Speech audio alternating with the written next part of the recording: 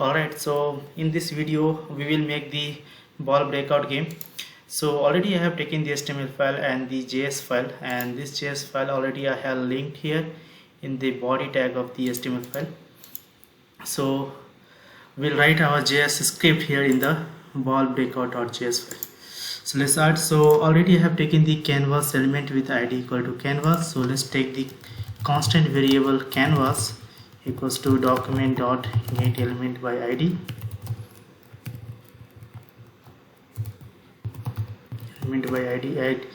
id name is canvas. Then we need the constant for the context, so it will be context equals canvas dot get context of 2D. Yeah, so what we do, we'll take some other variable also, and as we know, like for the canvas width and height. So let's take canvas width, and it will be around say 500 pixel, and the height will be around 500 pixel. So this is width of the canvas, height of the canvas, and we took the canvas constant and context constant values. Okay, so let's set the canvas width and height. Canvas dot width equals to width what we have set around 500 pixels. Canvas dot height equals to height of the canvas we have set, and we want the background color of the canvas, say canvas dot style dot background, and I want the color render color, say hash 1 2 3 4 5 6. Okay, and yeah, so this setup is done. Let's check the canvas now.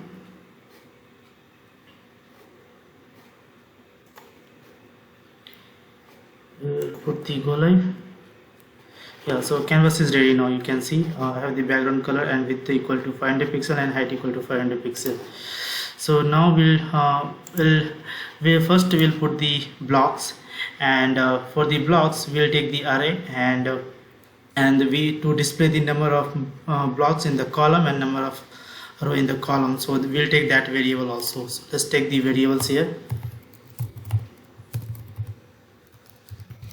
And so first I need the block array variable, and we'll initialize array. Then we need number of block columns, and initially I say I want around 7 columns. Then number of block row, it will be around say 4 rows, and yeah. So once I have the block and rows, then what we will do, the total of the canvas width I got, I'll divide by number of the columns I want. So let's take that variable. So we name it as column width equals to total width of the canvas divided by the number of block columns. Once I have this, then I will set the padding also based on the what column width I got. So let's take that variable. Padding equals column width by say 4. So yeah, so we got this, and also while giving the while initializing the array, then we have to give the index, I mean the numbers to the each block, right? So we'll take that number, that variable also. So block index, I can say index initialize to 0. So these are my variables, and let's first we'll initialize the block. Initialize the blocks, and for that we'll create the function initialize blocks, and so what we'll do, we'll take the loop for let I equals to 0, I less than block number of block rows, then I plus plus. Then for the row, for let j equals to 0, j is less than number of block, this will be block row, and this will be first number of columns, then number of rows. then and J++. So we will put into the array, so block array of block index. So we have initial value as 0, index equals to the new, and object will post, right? So let's take the function for that also. So we'll make it as a block function.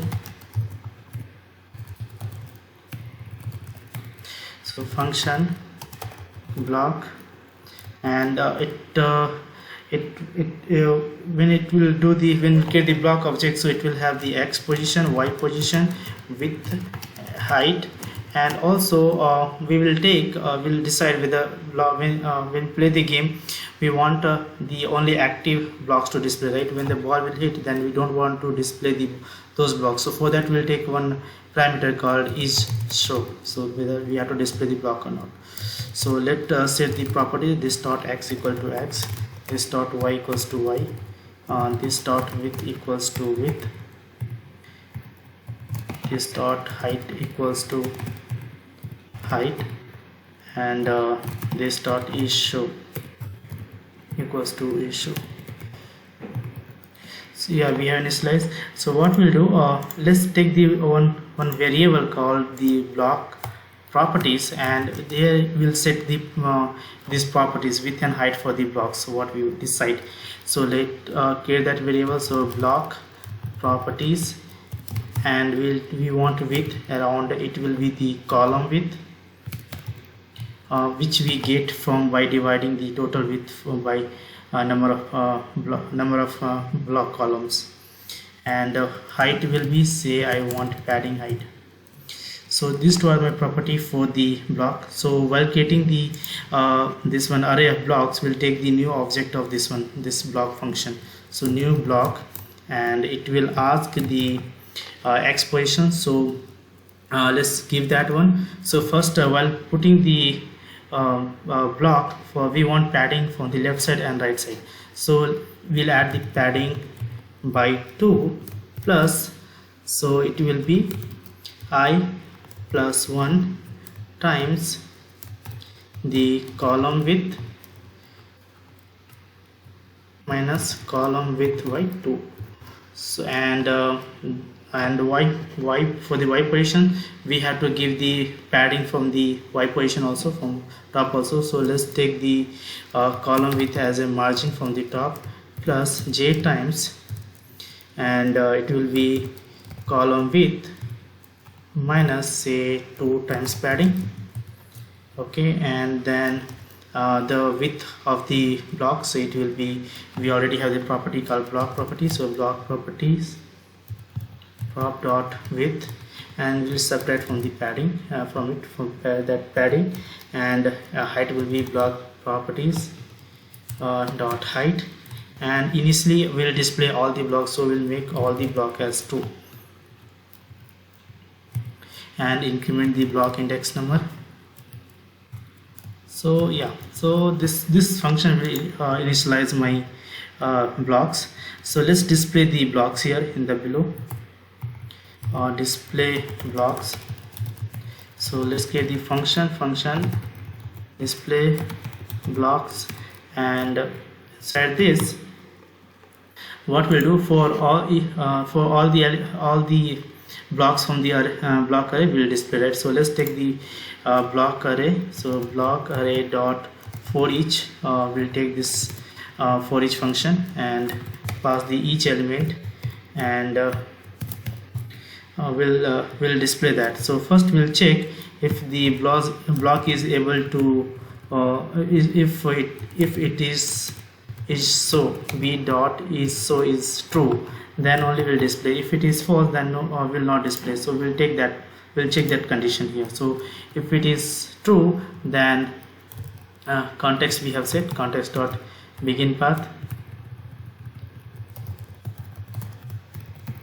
context dot fill style, and the color for the block, say I'll choose the color from this. So say block color I want around little bit red, so we'll take this one.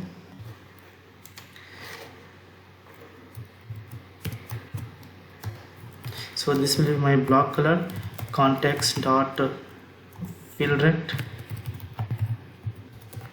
and this will have b dot x, b dot y, b dot width, and b dot height. And we close the context dot close path. So this will display my all the blocks. So what we'll do, let's see that if it is working. So first we'll call this function at the top, and the bottom we'll call this function display block.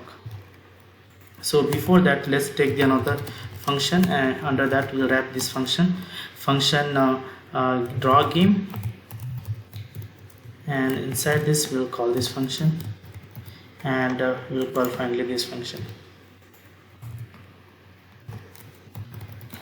So let's check if it is drawing fine. We'll save and let's refresh this. So we'll check if we have some error. Yeah, so j is not defined, so in the loop we'll check. So yeah, it should be a small j. By mistake I have taken the capital, so it will be a small j. Yeah, fine. So let's check now. Yeah, it's displaying perfectly. So we have some alignment issue. So what we will do, let's start the I with 1. So we'll take the from 1 index and less than block plus plus number of column, then padding by 2, and it will be I times column width minus column width by 2. Okay, and padding will be from the top j. Fine. So let's adjust this one. Yeah, you can see after saving now we are having it is aligned. So what we have done is, suppose we have the 7 columns, then since we are starting with the next index, right, and then we are subtracting the padding, so it will start from here. So we have the proper left side and right side padding aligned, and we have the top margin we have given as column width, so that is sufficient distance we have from top also. So this is the array of block we have put. So now we'll try to put the player at the bottom. So let's take the function for that also. Player function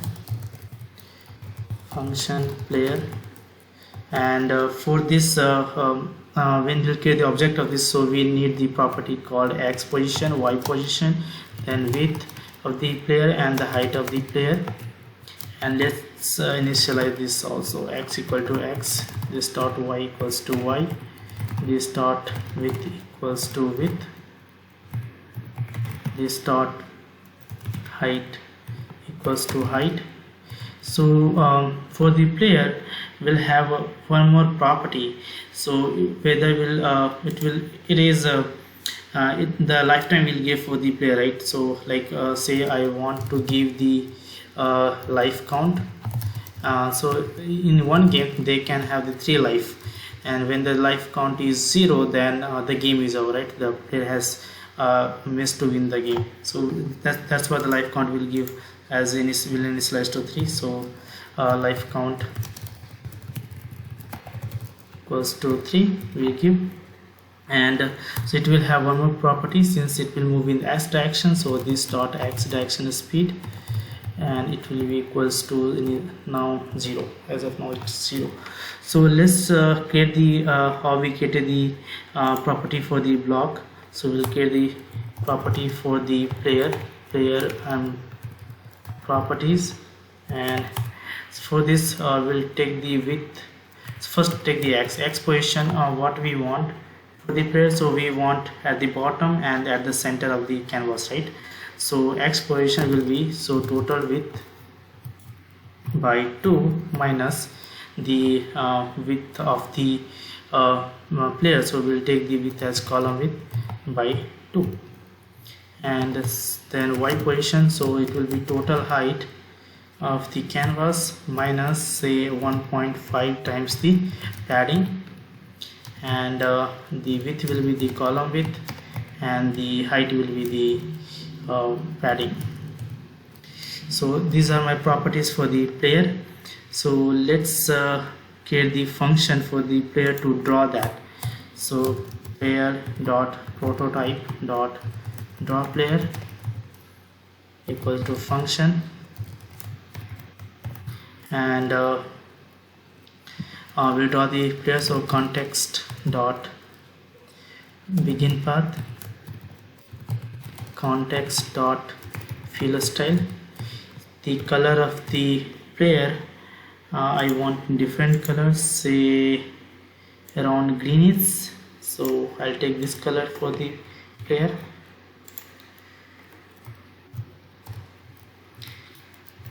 And context dot fill rect, and this will have this dot x, this dot y, this dot width, this dot width, this dot height, and this context dot close path. So this will draw the player. So what we'll do, let's create the object of this player at the top.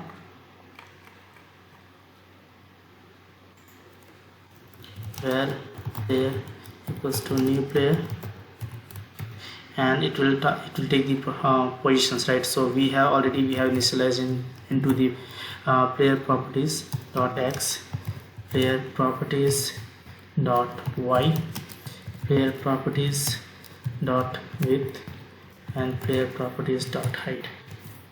So this will create the object, and let's draw this one into the draw function. So we have here draw function, so player dot draw player. So let's check if it is drawing successfully. Yeah, so this is our player now. Now we'll draw the ball at the center of this canvas. So let's take the ball function,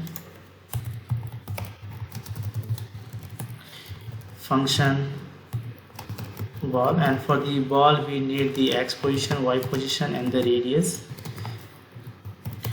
Initiate the properties x equal to x, this dot y equals to y, this dot radius equals to radius. After setting this, let's draw the ball dot prototype dot draw ball equals to function, and let's draw this context dot begin path and context dot fill style, and the style of the color of the ball I want in different colors, say around yellow. So I'll take this color for the ball,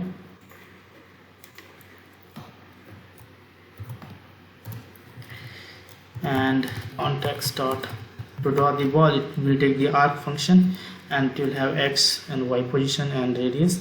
So this, let's pass that, this dot x, this dot y, this dot radius, and the starting angle 0 and the angle 2 pi, 2 times math dot pi. Okay, and then context dot fill, context dot close path. So this will draw the ball. So let's create the ball object. So before that, how we did for the player properties, we'll set the ball properties also. So where ball properties and its object, so it will have the x position, it will be the at the center, so with y2, and y properties height by 2, so it will give me the center position. Then radius, I want say around padding, whatever padding I have, divided by 3. So let's create the object now. So where ball equals to new ball, and this will have the x position. So let's pass the value from the ball property. So ball properties dot x, ball properties dot y, and ball properties dot radius, and let's draw this. So in the draw function we have here ball dot draw ball. So we'll see Yeah, so ball is here. So now if so what we did here is all the parameters, means all the positions, height, width, everything is related to the number of columns what we have said and the width of the canvas. So say if we change the number of columns here to say 10, then you will see the size of this the blocks wall and the player also is being changed. So it is relative. So only thing is the four parameters are related: width and height and the number of columns what we decide. So based on these three, our canvas is being drawn. So there is nothing hard code apart from that. So it is related to those three values. So now everything we have done. Now we'll give the motions in the game. So first we'll try to animate the ball here. So let's create the update function for the ball here. So ball dot prototype dot update ball, it will be the function. And yeah, so this will be, and when initializing the ball I forgot to add the direction speed. So this dot x direction speed I want in the random value. So math dot random, and we'll check if the probability is less than 0.5, then I want the positive 2 in the x direction, otherwise in the negative 2 in the x direction. And this dot y direction speed equals to math dot random, and if it is 0.5, then we'll set the falling speed I want less, so I'll put 2, on upgoing speed I want more, so -3. So this will initialize the random direction speed for the ball. So that will add here in the x position. So this dot x plus equals this dot x direction speed, this dot y plus equals this dot y direction speed. And let's check if the if ball hits the left, right and the top of the canvas. Okay, so if condition, we'll check this dot x minus this dot radius. If it is less than 0, means if it has the if it hits the left side of the canvas, then we'll change the x direction speed. This dot x direction speed equal to minus this dot x direction speed, and this yeah, this is done for this. Now we'll check the another condition. If this dot x plus this dot radius, if it is greater than the width of the canvas, then I want to change the direction speed, x direction speed again, x equal to minus this dot x direction speed. And again we'll check else if this dot y minus this dot radius, if it hits the top of the canvas, then again I want to change the y direction speed equal to minus this dot y direction speed. Save, and let's call this function the update function. So what we'll do below, we'll create the one more function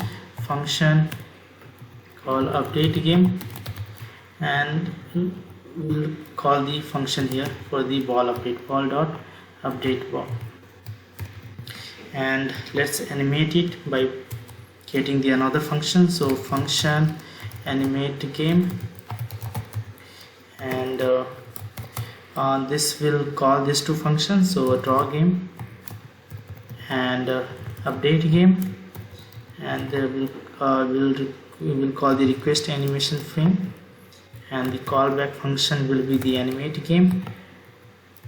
And let's call the animate game function once in the below.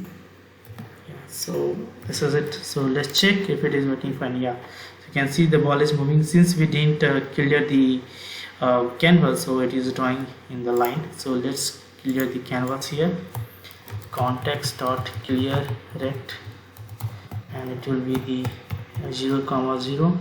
then canvas, so that is width already, so canvas width and canvas height. So we'll save and we'll check. Yeah, so it is moving now. So now let's check when it is moving. Let's check that if the ball is hitting this player, otherwise, and another condition, we'll check if the ball is missing to hit this player. So we'll add condition while updating the ball here. So check if ball hits the player. So if this dot x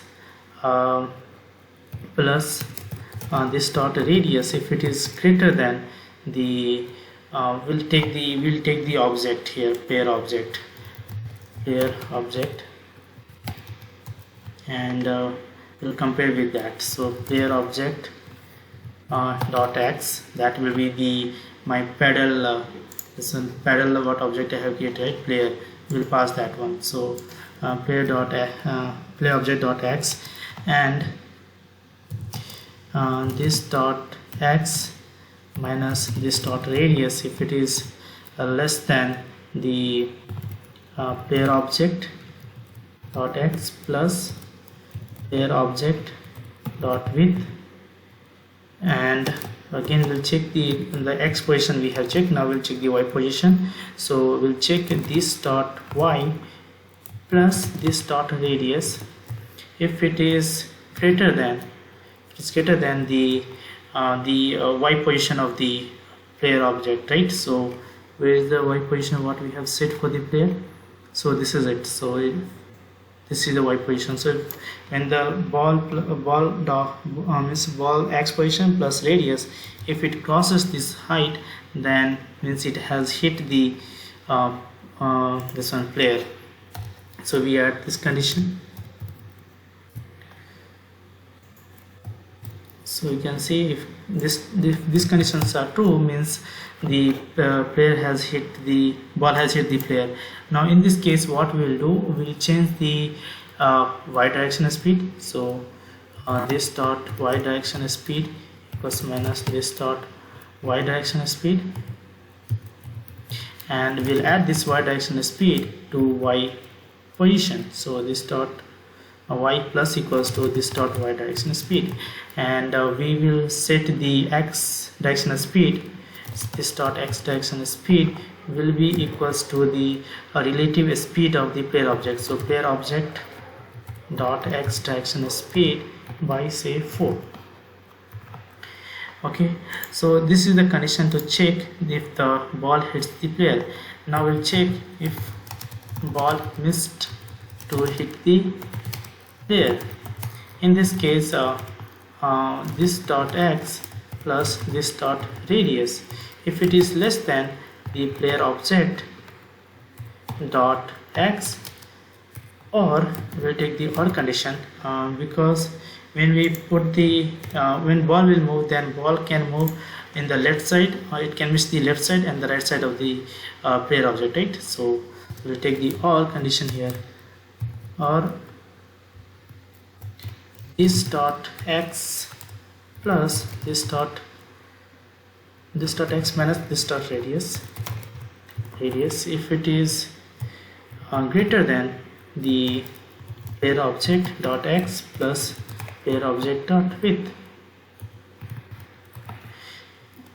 If both conditions are true, we will wrap this true statement and we'll compare with the y position now. So this dot y plus this dot radius if it is greater than the height of the canvas. So in this case, the ball has missed to hit the player object.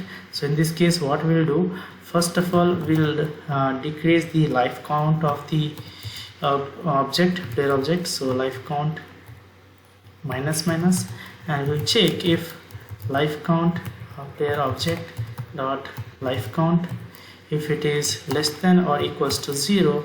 In this case the game is over, right? So let's take the another variable also here at the top. So let's take the variable say is game over, and we'll make it as false as of now initially. So when this will check if the life count becomes 0 then or less than equal to 0, then is game over will be the true, and we can write console.log game over. And we'll do one thing again when if it is done and if it is less other than that, then in this case we'll reset the ball again at the center position with the random speed, right? So this dot x equals to width by 2, and this dot y equals to height by 2, and this dot x direction speed equals to say math.random, and if the probability is less than 0.5, then I want in the positive direction. If in the negative direction, this dot y direction speed equals to math.random 0.5, and else in the positive 2 and negative 3. So this will reset. So yeah, done.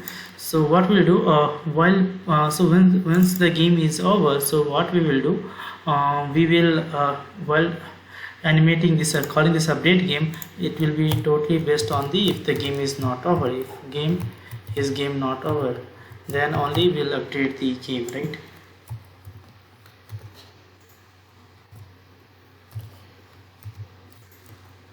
So yeah, so let's check if it is working fine as of now. No motion. Okay, we didn't call this right inside the update. So here what we will do, we will call the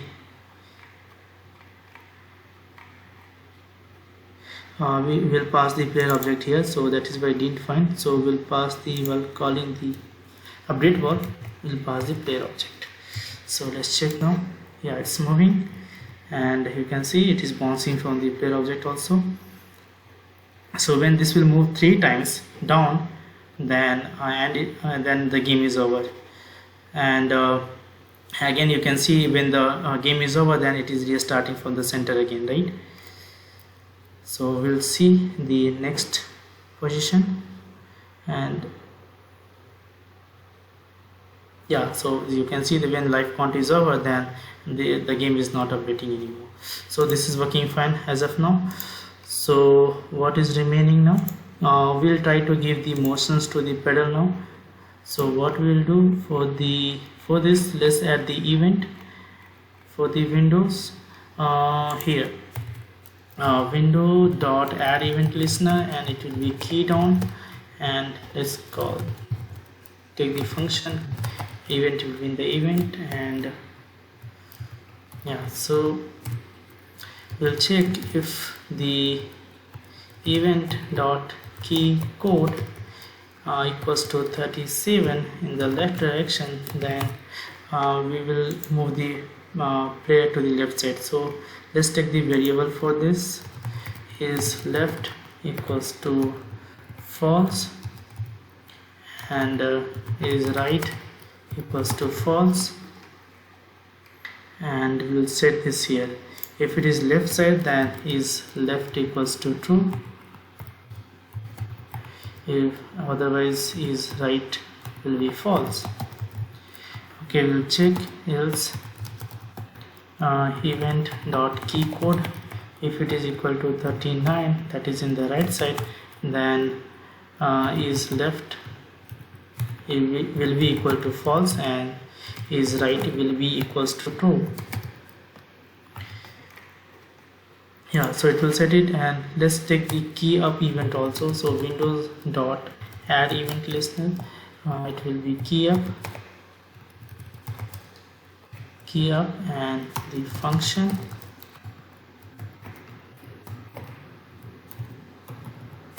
so in this case we will reset the is left and is right. So is left equals to false, and is right equals to false. So and when these events are true, then let's check the let's create the update function for the player now. So we have the player function here, so below that we'll create, so player dot prototype dot update player, and let's pass the some amount, say sorry, equal to function, and say some x position will move, so x value, and so this dot this dot x plus equals to x, and we will check if this dot x is less than 0, then we will set the x position, right? So this dot x equals to 0, and this dot x direction speed will be equals to 0. Else if this dot x plus this dot width, if it is greater than the total width of the canvas, then again we will set the expression this dot x equals to total width of the canvas minus this dot width, and again the x direction speed will be equals to 0. And here let's set the x direction speed also, x direction speed equals to x. So this is the update function. Let's call this update function inside the here in this function. So player dot for that first we'll check the condition, right? If is left, then we'll update the player dot update player with the -4. Else if is right, then player dot update player with the positive 4. So let's check if it is working fine as of now. Yeah, so it's working fine, you can see. Yeah, fine. So now what we'll do, when the ball will hit this block, so then those blocks will not draw anymore, right? So we'll take that, we'll create that function for that. So first let's get the function called is function is block hit by ball, and what we'll take the parameters as ball and one for the block, and we'll compare with these two. So we'll check if ball dot x plus ball dot radius, if it is greater than the block x position, block dot x, and ball dot x minus ball dot radius is less than block dot x plus block dot width, and we'll check ball dot y plus ball dot radius is and so from the top it is right. So ball dot y plus ball dot radius, if it is greater than the if it is less than the block dot y plus block dot height, and in this final condition ball dot y minus ball dot radius, if it is greater than the block dot y position. So in this case the ball has hit the block, so we'll also return, in this case we'll return the true, and else we'll return false. So this will check the collision condition. So let's this function we will call while drawing the blocks. So we have the display block function here. So we'll check first if is block hit by ball, and we'll pass the ball object, and since this is for each block, so this function we have to call inside this for each function. so that we can compare for each block. So and this dot ball sorry if is block hit by ball and this one individual block, if it is true, and also the block has to be is so equals to true, so means it should be active one, then only it has to check the condition, so remaining will not check. So in this case, if it is true, then we will make the is so for the block to false, will not display those blocks.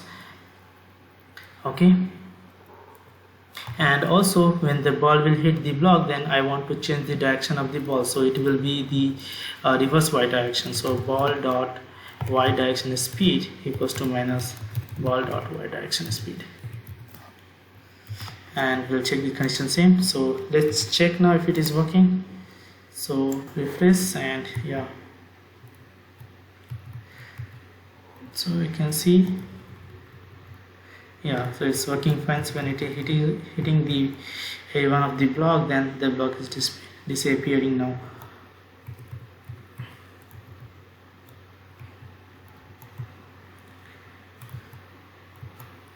So fine.